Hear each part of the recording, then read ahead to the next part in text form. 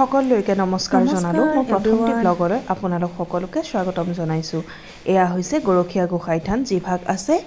বৰপেটাৰ সৰভোগ নামৰ ঠাইত আমি গলো তালৈকে বলো আমিও চাই সেৱা এটি কৰি আহোগৈ এয়া দেখিছেনে সোমাই গৈ গৰখীয়া গোসাই থানত এভাগ হনুমানৰ মূৰ্তি আছে খুব ডাঙৰকৈ চাৰিওফালে গছ গছনিৰে আবৃত খুব সুন্দৰ এখন থান আৰু ইমান সাফ চিকুণ আৰু সেইদিনা যেহেতু পূৰ্ণিমা আছিল তাত নাম হৈ আছিল আমাৰ ভাগ্য ভাল আছিল আমি গৈ সেইদিনাই তাত ধুনীয়াকৈ সেৱা কৰিব পাৰিলো এয়া নাম চলি আছে আপোনালোক কেতিয়াবা যাবচোন এই ভাগ থানলৈ খুব ধুনীয়া আৰু খুব ভাল পাব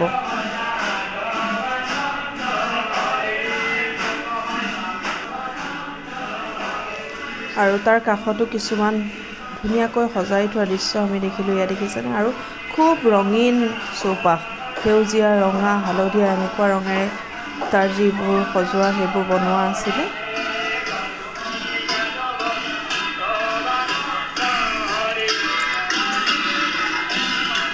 এই থানত গামোচা বান্ধিলে মনৰ আশা পূৰণ হয় বুলি কোৱা হয় সেইবাবে সকলোৱে গাত গামোচা বান্ধে গৈ এই আমাৰ দেউতাক আৰু পুতেক দেখিছেনে কাষতে বহি আছিলে